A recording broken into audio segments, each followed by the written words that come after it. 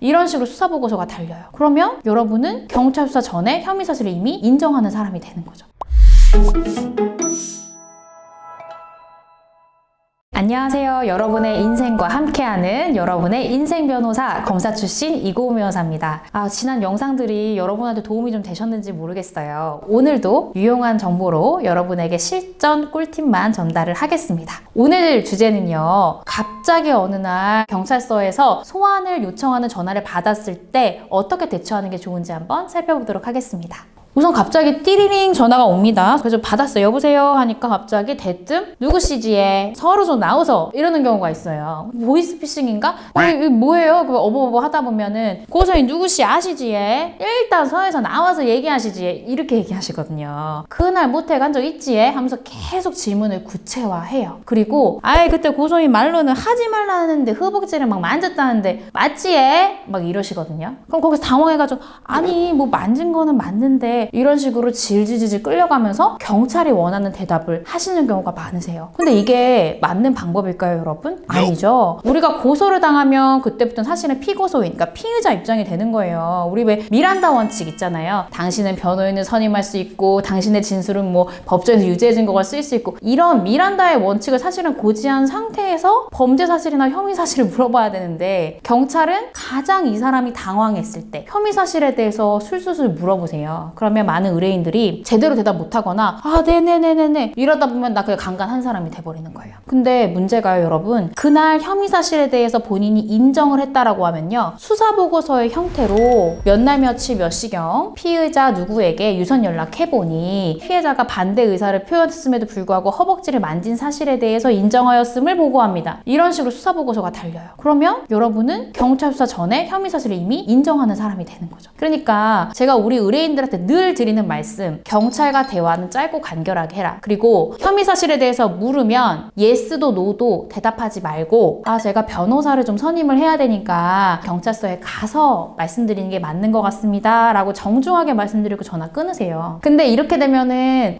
경찰관분들이 제일 많이 하시는 게 시간 없으니까 일단은 내일 일단 서로 나오세요 딱 이러시거든요. 나가면 될까요? 안 되죠. 그거보다는 죄송한데 저도 이제 이게 저 인생에서 너무 중요한 거니까요 수상아님 제가 변호사 좀 알아보고 일주일 안으로 다시 연락드리겠습니다 라고 정중하게 말씀드리고 당장 내일 나오라고 한다고 가시면 절대 안 되죠. 그래서 1번 경찰이 전화 와서 고소인과의 관계, 고소인이랑 그날 무슨 일이 있었는지에 대해서 자세히 물을 때 그에 대해서 대답하지 않는다. 2번 절대 변호인 없이 조급하게 나가시지는 않는 것이 좋다는 거고요. 제가 이제 부산에서 오랫동안 근무를 했어요. 아무래도 계장님이나 관할 서에 이제 경찰관분들이 사투리를 많이 쓰시니까 항상 저한테 검사님 뭐 하십니까? 그게 좀 습관이 돼가지고 자꾸만 이게 사투리가 나가는데 제가 한 사건 중에 하나도 저한테 이제 찾아오기 전에 경찰에 전화를 한 거예요. 강제추행으로 고소가 됐는데 누구 추행하지 않았냐 막 물어보니까 이 사람이 네네네 맞습니다. 그래서 이렇게 한 거예요. 그러니까 그게 수사보고서로 다 남겨진 거예요. 처음에 본인은 모르죠. 근데 제가 조사 입회를 해보고 같이 가보니까 그런 사실 없고 오해고 이제 얘기를 하다 보니까 경찰이 대뜸 나랑 통화할 때는 당신 다 인정해놓고는 이제 변호사 선임해가지고 다 아니라고 하는 거냐고 막 그렇게 추궁을 하는 거예요. 그리고 그걸 조서에 담으려고 하는 거예요. 그래서 제가 이의 제기를 했죠. 피의자인데 진술거부권 고지하셨어요? 변호인사니까 고지하셨어요? 위법하게 수집한 인적 증거를 마치 진술 번복에 상당한 이유가 되는 것처럼 추궁하시면 안 되죠. 싸웠던 기억이 있는데 이런 거는 사실은 변호사가 잘 옆에서 잡아줘야 되거든요. 왜냐면은 그 기록, 그 조서 결국 누가 봅니까? 검사님 보시고 판사님 보시고. 그럼 무슨 생각하겠어요?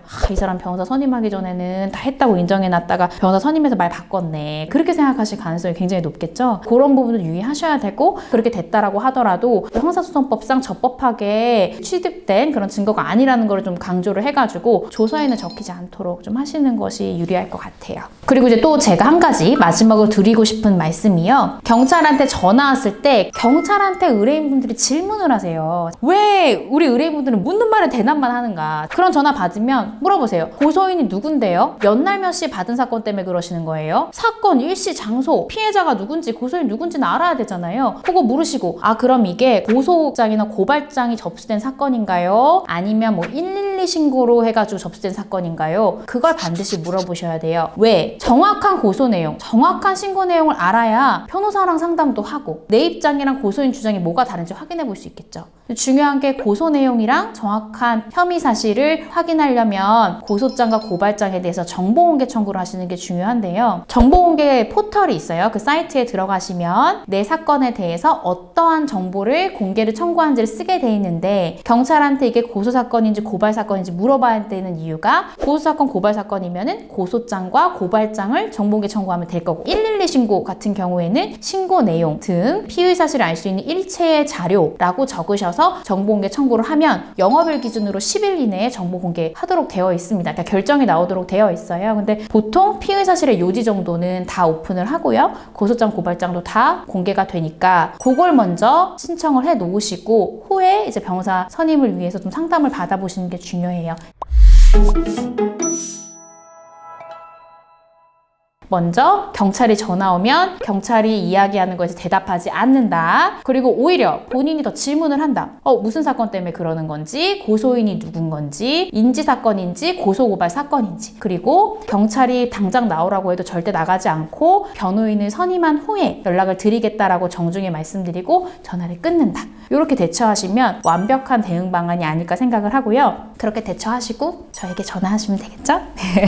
네, 오늘 경찰한테 갑자기 소환 전화가 오면 어떻게 해야 되나를 한번 자세히 살펴봤는데 여러분 어떻게 도움이 좀 되셨나요? 여러분에게 도움이 됐다라고 하면 좋아요와 구독 그리고 알림 설정까지 해주시면 제게 큰 힘이 됩니다. 여러분 감사합니다. 안녕.